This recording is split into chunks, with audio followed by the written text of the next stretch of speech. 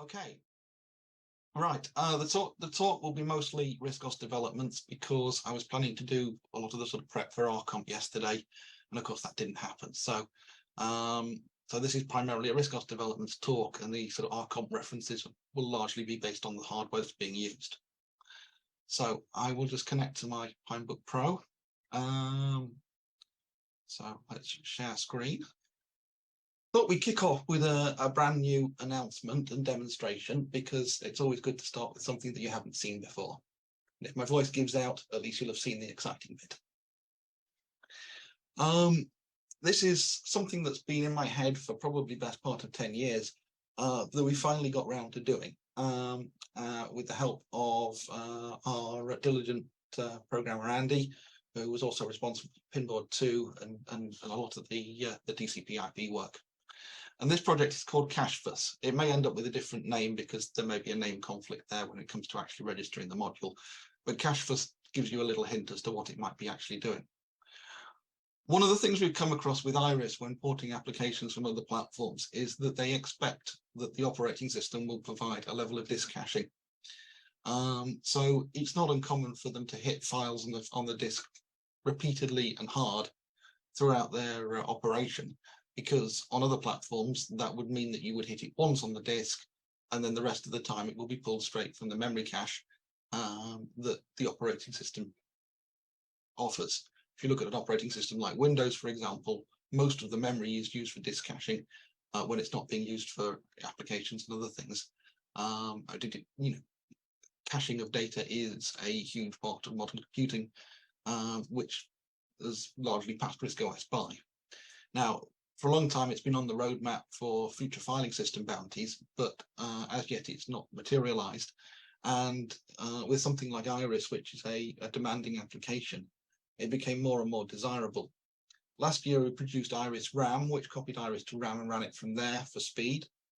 But that got quite a bit of flack on the Icon Bar and other sites for why do we need to copy it to RAM disk? Surely a well-written application wouldn't need that kind of a crutch to get the best performance out of it. And the short answer is, yeah, if you were writing it in a native RISC-OS application from the ground up, you wouldn't need such a crutch, because your application will be coded entirely with RISC-OS in mind. But when you're starting with a web browser that's been developed for many platforms, you need to have an understanding of where it's coming from when using it on RISC-OS, and therefore some way of minimizing the impact of filing system operations is highly desirable. And the goal is essentially to make the application run almost as quickly as it does from RAM when running from disk. And that's what CacheFus is all about. CacheFus basically sits in between your filing system and applications to transparently intercept reads and writes to disk, and feed that information to the application or to the disk at appropriate times. If you ever, the big callback to many years ago, Computer Concepts produced something called CFS, Compression Filing System, back in the 1980s, 1990s. And that worked as an overlay onto existing filing systems. So you had a CFS version of the folder, which showed you the uncompressed icons, and you had the main underlying filing system, which showed you the contents of the disk. That meant that you could have some folders that you had compressed filing systems in, some that were uncompressed, and indeed you could mix and match compressed files and uncompressed files in the same folders. CacheFus works as an overlaid filing system in very much the same way. So here we have SDFS eMMC4 main drive on the on the Pinebook Pro, and at the moment, if I click on the task manager, we can see that CacheFus has just been loaded. It's using 0 KB right now. So just to prove that, I will run CacheFus and do that. You can see still 0 KB. Now, just to start with a sort of quick demonstration, I'm going to use the RISC-OS user guide. This is a moderately sized PDF, and PDFs can be a bit sluggish on RISC-OS. So if we look at it through SDFS, we can double click on that, and you can see it takes about 5 seconds to come up. Then if we step through, that's text page. Stepping through is okay. It's nothing to write home about because it's still pulling it from disk. You can see that cache-fus is still using 0 KB because I haven't used cache-fus in the equation yet. This is important because it means applications can choose whether they want to use cache-fus or not. We then open cache-fus. You can see we're now seeing cache-fus SDFS4. So now we're seeing the cached version. If we now go to documents and then user guide, we're seeing the same thing in both. And if I now double click on the user guide, 1, 2, boom. This is interesting for two reasons. Firstly, you saw how much faster it was loading the user guide straight, but also it was so much faster when the data wasn't already in the cache. And you might think to yourself that actually this is a bit weird because surely it's got to load it into the cache and then feed it to the application. So it's potentially, you know, the first time you do something, it might take twice as long. But what we're seeing here is that actually opening this PDF took less than half the time to open it, even when it wasn't in the cache already. And you can now see, if we look at the cache-fus, we've now got 11 meg of data in cache-fus. And if we navigate through this PDF, you can see it's as smooth as silk, as best we can do over a VNC link and a Zoom session.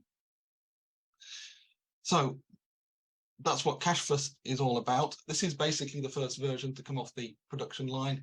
It isn't a release application just yet because, as I say, this is very much the 0.01 version.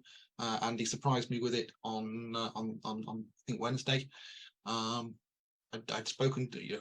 As I say, the design has been in my head for years, but it was a case of finding somebody with the right sort of skills to and the available time to produce. And since Pinboard 2 has sort of tapered off in terms of needing full-time development, then it was an ideal opportunity for Andy to put together cache-fus. So you can see it smoothly handling the PDFs. What about Iris? Well, Iris, without ever having been loaded before, so we haven't got it in RAM. Just going straight to the icon bar.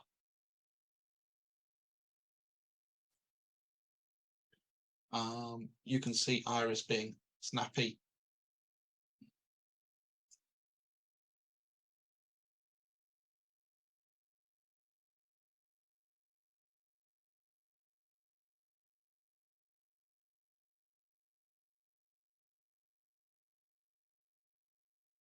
And you can see now that cache-fus is using more RAM because we're doing more stuff with it.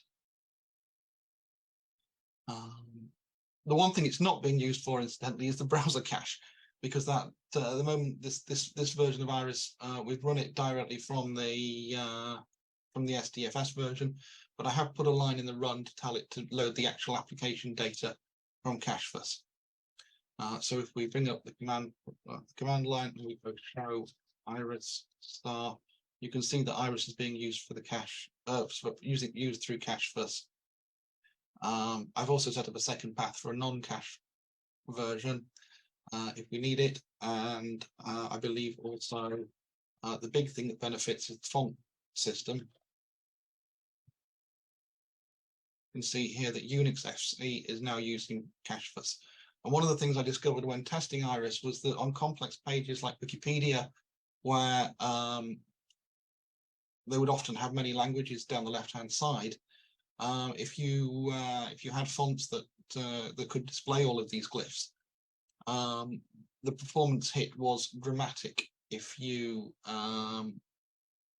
had a decent, a large font for, say, Chinese or Japanese characters installed, it could take up to a minute to display a Wikipedia page. If you ran the browser and the font cache from RAM disk at the time, I noticed that it dropped to about 8, 9, 10 seconds. So there was a massive speed potential difference with filing system overheads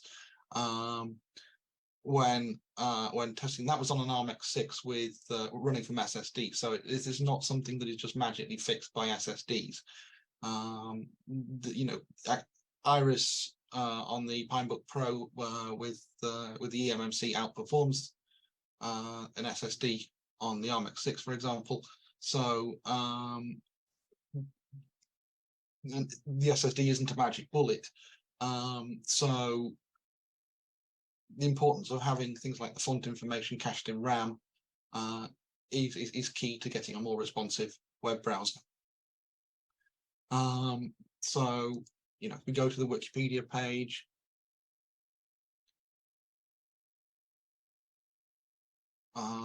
yeah, I have a complex one. It takes a little while in my history. So where are we? Oof.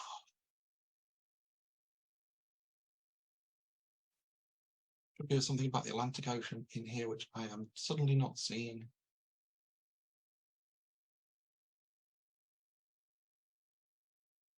Atlantic Ocean. This incidentally is the May release of Iris, and you can see the revised history facility that's present here. So I am going to go to Atlantic Ocean. I selected this one because it's a long, complex page, which is always a good test. And as you see here, it's got 234 language options available. So, for example, I can pull down the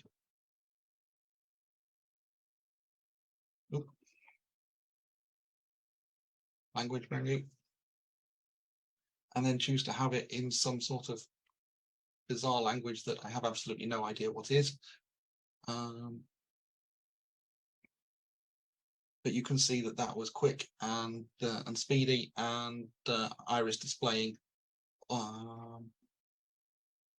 weird and wonderful languages that you would not necessarily expect from RISC OS. I think at least one of these came up as a right to left language as well last time I tried it, which makes for an interesting look. So yeah, there you can see right to left text being displayed. So a good test for Iris, and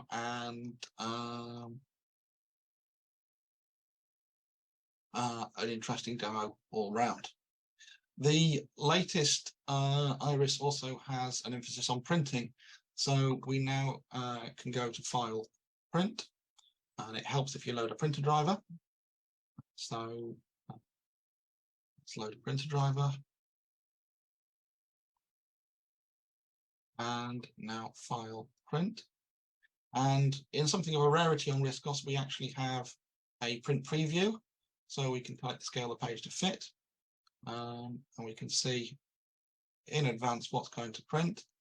The latest build also has landscape printing in. So we can see how it would look as a landscape print. And then when we're ready, we can click on OK. I might as well show it working. You can print this. And we'll go to make a PDF of it. Right, okay. So where were we? We were talking about printing in Iris. The May version of Iris should be available to everybody at the time of speaking, I think, although I didn't have a chance to check that that was the case. Again, that was my list of things to do on Friday. If it's not, it will be this week. So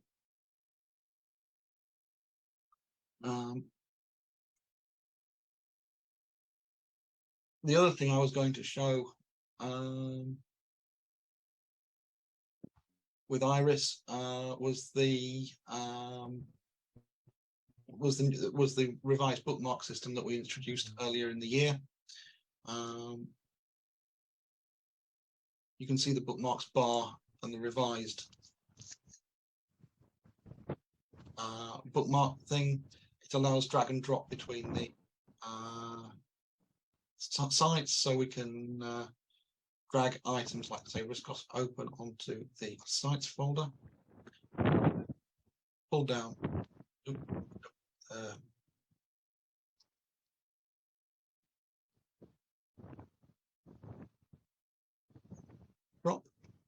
And then we can see on the sites, there is RISC-OS open on the sites menu, allowing us to have fully drag and drop on the bookmark system on the site. So basically this year we've revamped bookmarks, we've revamped the history, we've added printing, and at this point we are still hoping for a general release this year. It feels very close. There are still a number of things that are distinctly beta. We do still get the odd crash, and there are some sites that need some work. I'm aware of issues with Cloudflare security, for example, that Iris fails to get past some of their checks that they do to try and prove whether a browser is real or a botnet. I think possibly because it's not as rapid as a Windows browser would be, it falls foul of a few. So that's something we need to investigate, try and address. And I'm also aware that there are certain sites that people have reported where you get references to blob colon URLs, which is something else we want to address. And just generally give it at least one more coat of paint and a tart up behind the scenes before we're ready to go live.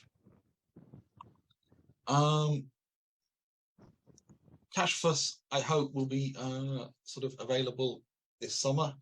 The goal is to release that open source.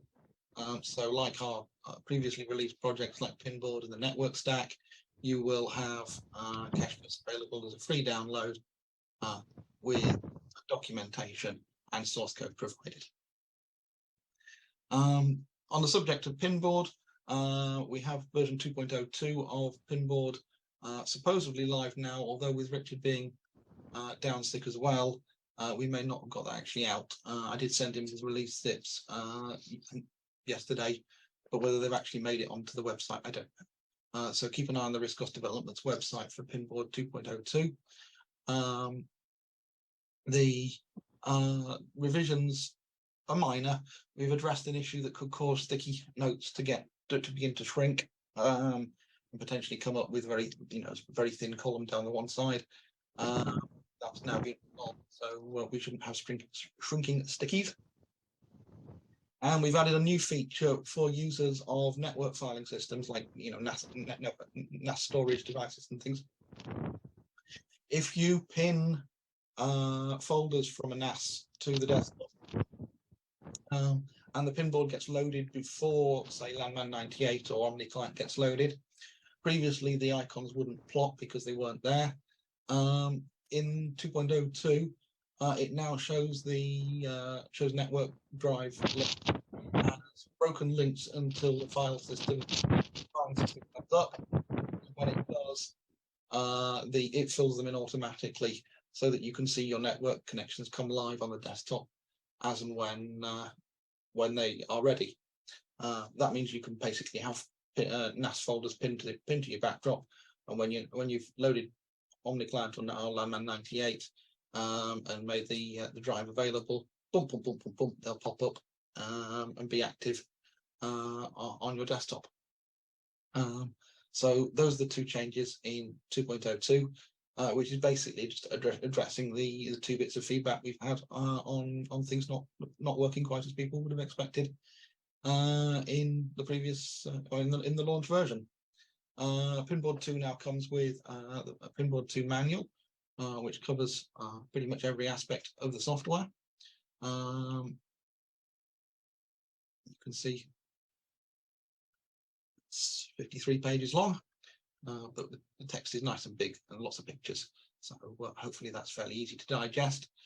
And yeah, Pinboard 2 is available now free of charge from the RISC-OS Development's website. And frankly, I'm not sure why you wouldn't have it installed, to be honest with you, because it's just the logical progression of the fundamental part of RISC-OS, which is the desktop.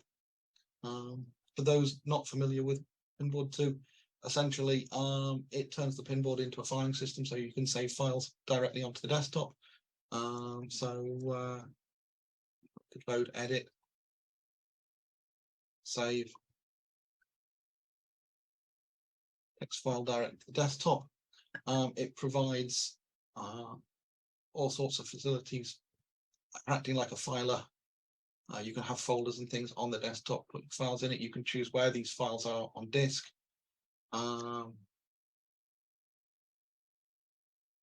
It provides flexible display of wallpapers. Wallpapers can go behind the icon bar.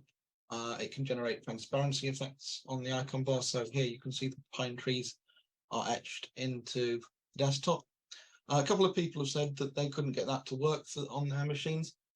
This is covered in the manual, but basically there are essentially two criteria which you may not, or three criteria which you may not be hitting for transparency effects. Number one, you must have a version of RISC dated, I think, the beginning of 2022 or later. So basically anything in the last 18 months. It takes advantage of a window manager feature introduced in January 2022. I might have that date slightly wrong, but that's roughly speaking the time period that you need. Number two, it needs to be a full screen backdrop. So, you know, if you've selected a tiled or scaled backdrop, it would be tiling it above the icon bar, in which case you won't have anything to see through below the icon bar. So you need to have selected the full screen option, and you need to have a graphic that actually is large enough to fill the screen. So you can see here the pine trees go below the icon bar. You then need to set the opacity to something other than 100%. And then the final criteria, which I think a few people may have missed, is that you need to have textured windows enabled. So if you go to the theme setup, you need to have textured window backgrounds enabled. If you haven't, it uses features of textured windows to create the transparency effect by creating a special texture for the icon bar. And if you haven't got textured windows enabled, it can't plot that texture to the icon bar. Some people have said that they like to have untextured windows. What can they do? Short answer is, if you make a small modification to your theme, your desktop theme, you go to Boot, Resources, down to Theme Defs, Themes. You take a copy of the theme that you're using, which will probably be something like RISC Direct or Sovereign or the Raspberry one. Take a copy of that, and then if you look in the Sprites 22, typically, you'll find the window textures in the various tiles here at the bottom. If you just edit the tile and just draw a solid color in the color that you want, and just draw a rectangle over the tile, then you can create a totally flat tile in your theme and still have textured windows enabled, and then have the transparency effects coming through. We did look at the possibility of doing that on an automatic fashion, but of course, if you have your own custom themes, then, you know, if we provided a pre-created theme, it would be applicable to whatever theme we based it on. So it makes more sense for people who started to customize their theme by turning off the textures to continue that customization by setting their own theme as they see fit. So yeah, Pinboard 2 available now. I'll delete that text file. So yeah, again, grab that now. TCP/IP v6 stack has been out for a while. Work continues on the next phase of the project, which is basically Wi-Fi and the network manager. Network manager is basically a module-based system for managing networks. The idea being that this is sort of built into your ROM so that it can manage the plug and play of networking without the need for a full disk-based setup. The goal in my head here is that we would end up with a system where you could have TCP/IP stack in ROM. Let's say your solid state disk goes down, you plug a network feed into the back of the computer, you boot your ROM, Obviously, you can't access your main boot drive, so you can't load all the internet nonsense. But what you can do is you've got your ROM with the network stack in, you've got the network manager in ROM. It can detect that you plug the cable in and automatically bring up a TCP/IP network via DHCP or what have you. Similarly for Wi-Fi, but obviously you need to connect to a Wi-Fi network for that. And Net Manager basically provides a transparent networking so that in a situation where you end up diskless, you can still use the computer and access backups and things on network drives and not be stranded without access to your information. The Net Manager would also manage the network tasks in the desktop. Now, this version of Net Manager is something of a smoke and mirrors in the sense that it has features that are not otherwise present in order to demonstrate how it might work in completion. This is the first version. I do have a later version which has more stuff implemented in it and is less smoke and mirrors. But what I wanted to show first was the sort of interface to Wi-Fi, which is in this version, but it's disabled in the other one because the other version focuses more on implementing the current features rather than showing off stuff that's not quite ready. So you can see it's detected an EJ0 interface, and you can see there's traffic on there. The newer version actually shows the graphs and things as well. EJ0 is an Ether USB device which is running on the Pinebook Pro. So this is a live, this functionality is live. We go and look at the show demo profile. We can edit the profile. You can see that we have various networking devices and settings down the left-hand side, and the actual settings will appear on the right. The interface is the profile system is something that we wanted to offer.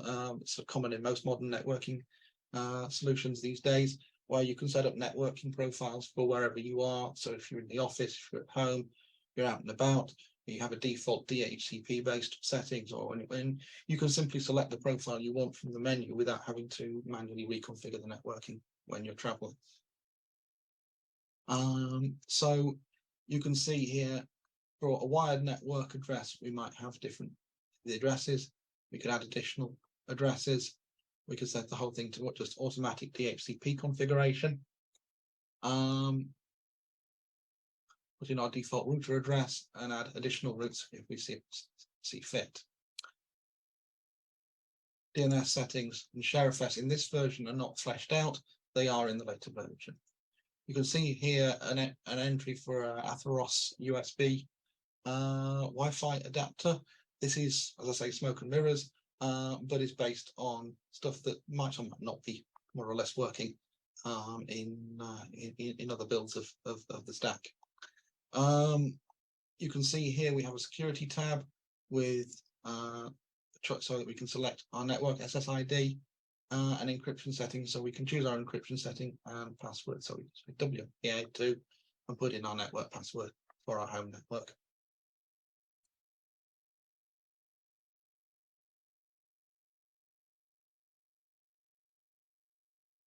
If I load the more recent version now, I believe I put that in apps. Is that right? Yes, I did. So now we can go to profiles. You'll see that the USB Ethernet adapter is missing because that was, as I say, somewhat smoke and mirrors. You can see the graphs are now live. And now you can see we have DNS settings. So we can put in host names, local domains, set up, choose to have things set by DHCP, add servers, edit the hosts file. We look at ShareFS, we have that now implemented. We can enable ShareFS disk sharing and edit shares, or rather we can add a share, drag a share in, configure it up. And you can see there it's been added to the list of shares alongside our network configuration as before. So basically this is being fleshed out at the moment, still somewhat alpha test, but you can see where we're going with the network manager as a future part of the TCP/IP stack. And obviously that goes alongside the Wi-Fi work, which, as I mentioned, is ticking along in the background. I believe John has got the interface to stay up for about a minute, and it will sort of load the firmware to the device, bring it up. It will appear as a Wi-Fi network on the to the stack. It recognizes that it's a Wi-Fi device, not a wired Ethernet. And can be configured with if I configure and so on. And we'll do the basic processing. What it's not doing yet is enumerating Wi-Fi networks, so you can't pull up a list of available Wi-Fi networks, which is still something that we need to work on. What we've been working quite hard on is to try and make sure that the drivers and the stack can communicate smoothly with each other, so that you're not having to recreate large chunks of the stack capabilities in each network driver. So most of what you need for Wi-Fi is built into the TCP/IP stack. So it shouldn't be necessary for each driver module to have to re-implement the wheel. So we've been creating a lot of veneers and hooks into the TCP/IP stack from different places, both within the stack and within the driver modules, so that stack functionality is exposed to the driver in a clean and simple manner. This means that you have the minimal amount of, if you like, RISC OS code required to port the driver over from another platform, because it can take advantage of the entry points directly into the stack to do the Wi-Fi functionality. It can do that in all sorts of different processor modes and things, and depending on what condition RISC OS is in at the time. So you need all of this to happen transparently, whether you're sort of multitasking in the desktop or single tasking within a basic program. It needs to be able to pick up and drop Wi-Fi connections as it sees fit. If you're walking with your laptop and you're in basic, and you walk out the room and you lose connection to the Wi-Fi, and then you walk into a different room and it reconnects, you shouldn't have to be sort of going back out of basic and into the desktop for that stuff to happen. It also all needs to happen sort of transparently within the system, and that's how we're designing it. So yeah, plenty of progress on all fronts, I think.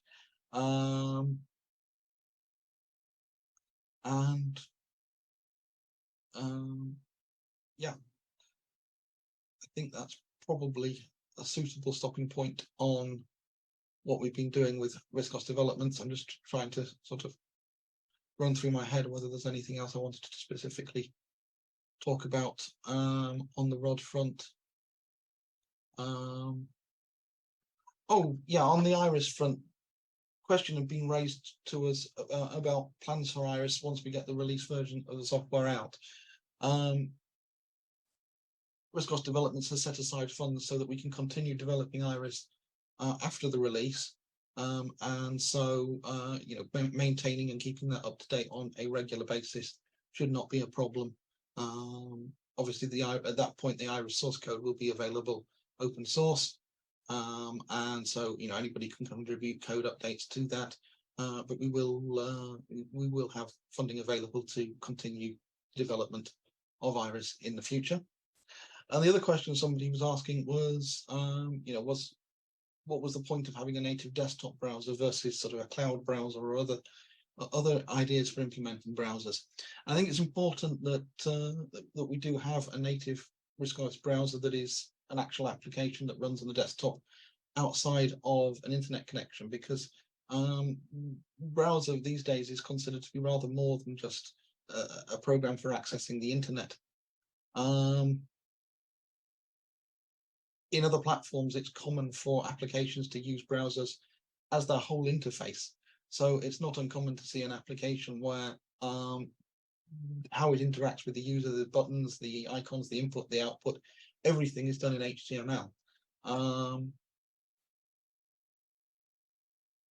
In a world like that, you can't just exist without a modern browser on a native platform. If applications are going to expect to be able to render via HTML, then you need a browser as part of the operating system that's capable of handling the modern web. A small example would be something like PayPal, which, if you wanted to implement a PayPal sales system into an application, then PayPal expects that you have a step where you where a web browser would be involved with the login process and approval. Or if you look at something like email authentication, this is a dangerous subject, but the latest thing that Gmail and Hotmail in particular, Outlook, have implemented is something called OAuth 2. And OAuth 2, which is a horribly vague and waffly specification, basically says that during the login process, a server may, if it chooses, send you a whole load of HTML to process and present to the user, so that a HTML-based challenge can be conducted as part of the login procedure. And that's just for something as simple as connecting to your email. So if you don't have native JavaScript capable browsing, then this is a real problem that needs to be addressed. So I think it's very important that RISC OS embraces something like Iris as a proper native application. It might be based on multi-platform code like WebKit, but the core of Iris is a desktop application written for RISC OS that can therefore be utilized by RISC OS applications as part of the RISC OS ecosystem. And that, I think, is going to be very important to the future of the platform. So, yeah. I think at that point, if I open to questions, does anybody have any questions on the things that I've shown today, Cache First Network Manager, Iris, Pinboard 2, or anything like that? I had a questions in the chat about Net Manager. I wanted to know, even if that's a future goal, because obviously you said it's at the beginning. Changes that we will apply in Net Manager will take effect immediately, or if we need to reboot RISC OS? It's intended to be immediate. Oh, nice, thank you. It's a quick one, Andrew. What font were you using in Iris when you were showing those Indian style graphics? Nothing fancy, to be honest with you. I have loaded in things like Unifont, which is a giant font that has pretty much every glyph known to man, albeit not particularly pretty. But I think in this particular case, where are we? Resources, Unix font.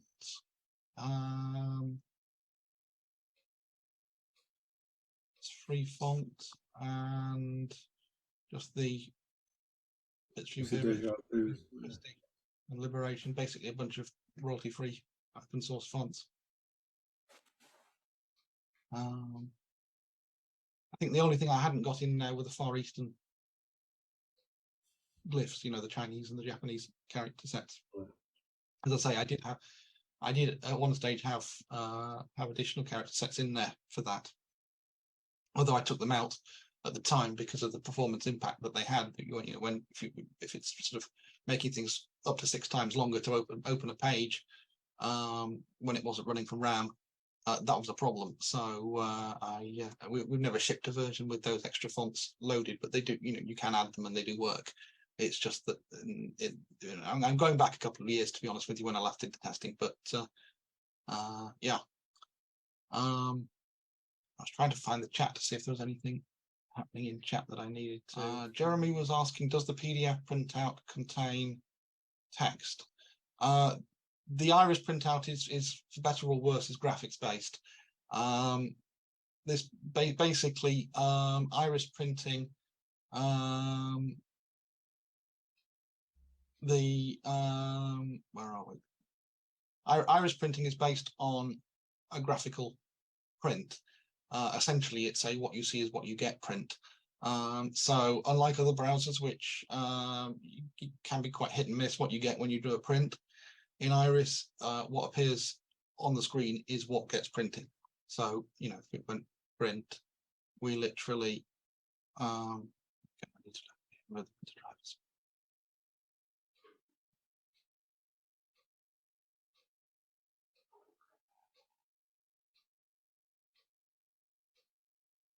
So literally this is exactly what we see in here, to the point where one new options means that if I highlight some text and include the visible selection, so I include the selection highlight, we can even see the bit that I've marked in the page. So basically it is a graphical print of exactly what you're seeing on the screen. The reason for this is basically a simple one. A, it was the easiest way to implement it, and B, if you've ever gone to a website and you've tried to print something out and you've used Chrome or something, you'll know that sometimes it works beautifully and other times it's a complete dog's breakfast and you can't get what you want. The company I order from frequently online, when you get to their sort of order confirmation page, it has 2 columns, and if you, whatever you might do, it will only ever print the left-hand column, which doesn't include the products or prices paid. It only has the shipping address. So if I want to have a printout of what I've ordered, I will only get ever the shipping address from that website. Whereas if you print it out with Iris, you will see exactly what was on the screen, exactly as printed. So for that reason, we've gone with a graphical print. So it does mean that the PDFs will be graphics based rather than text based. But I think in general, getting a print like that is arguably more important, because then at least what is printed is an accurate representation of what you did rather than a fudge. Jeremy then says effectively like a screenshot. Well, last time I checked, if you had a longer page, a screenshot didn't show you 10 pages of text. So it's rather more than a screenshot, but it is effectively a dump of the browser render buffer, which you may call a screenshot. I would call the browser render buffer because that's what it is. So basically the browser renders the page, and then Iris will take that render and split it into pages and print it.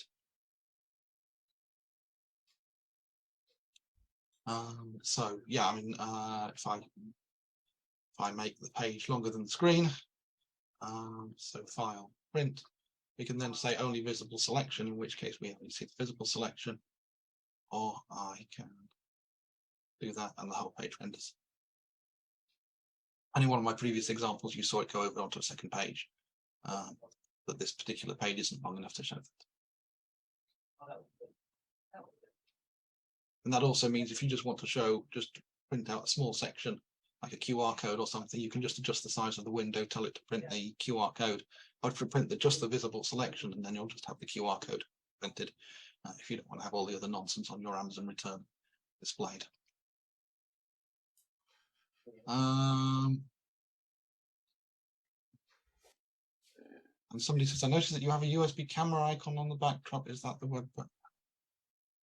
I don't think there's a USB camera info. Yeah. If you're looking at, there's USB video, is that might be what you're thinking about. USB video is the software we supply to go with the HDMI DVI connection, external monitor connection for use with Pinebook Pro, so that you can plug in a HDMI monitor or DVI monitor or VGA monitor directly into your system through, so directly through the appropriate cabling.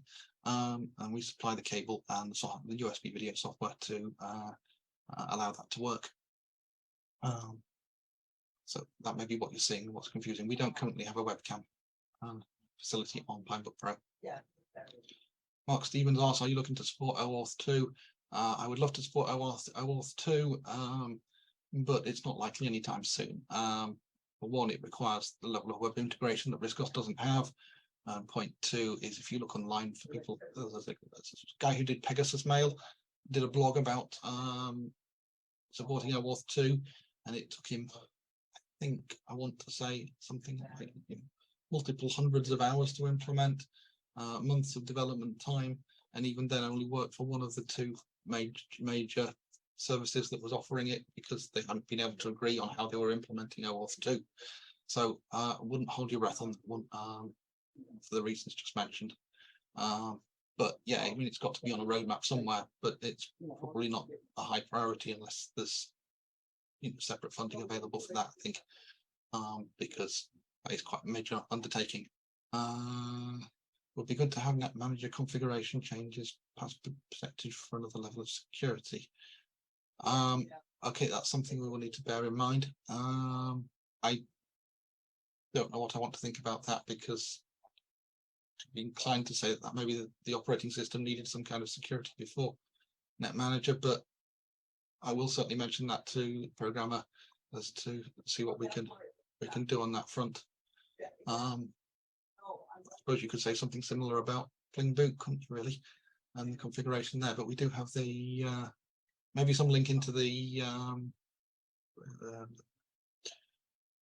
boot. It's not there. The boot locking system. The normal, the operating system level password protection that's normally there. Might be linking into that somehow might be a sensible way. In that way, if you lock down your machine, then the network configuration would also be locked down, and if you haven't locked down your configuration, then you wouldn't be unnecessarily hassled for something that you haven't already locked down. David Fugi asked, do you have some graphics acceleration? Okay, no, I'm not using any graphics acceleration. Oh, well, apart from just slight, the Pinebook Pro implements a neon based rectangle acceleration, but I haven't seen any crutches specifically to that for many years since it was in alpha test. The live Pinebook Pro doesn't seem to have any issues with that, as far as I'm aware. Sorry, I'm just scanning through the chat to see if there's anything else I need to answer, or whether I've covered everything. That seems to now have answered all the questions. So yeah, if you haven't already got Iris through the Bling Store option of getting OBrowser, etc., we have been offering it as a free takeaway at exhibitions. I did propose the idea of doing something similar for this show, but as I say, because of the sickness and illness, things that we might like to have happened haven't happened. So it may be that we kind of have maybe that we do some sort of promotion or something next week. I don't know. I've got to talk to Richard, and until we're all sort of healthy, then I think don't expect much until we're back on board. I will say that the sort of 40 quid that we charge for the OBrowser thing is not hugely expensive in the current grand scheme of things, and does help keep the lights on. So you know, if you can afford to spend the money to get the test versions, it is appreciated. But we also understand that you know, somebody who's new to the platform, returning to the platform, can't necessarily justify spending money for a web browser. And if that's you, what I would say is please do drop us an email. I'm Andrew@riscosdev.com, and or to the general info@riscosdev.com addresses, and explain what the situation is, and we'll always certainly just provide you with the links so you can check it out. Which we don't want somebody who's new to the platform just being turned away because they haven't got access to a decent web browser. That's ludicrous. So you know, just make contact, show your face, and we'll almost certainly help you out. So in that case, I will we'll leave everything there. For new information on the Archon machines, please visit our riscoscomputers.co.uk website. You can see all the new machines that we've launched this summer. They've kept me very busy when I haven't been being sick the last couple of days. So yeah, thank you for listening, and yeah. Well, thank you for coming, and especially with your illness and all that. It's excellent. No problem. That cache facility sounds fantastic. Well, nice to show you something that you haven't seen before.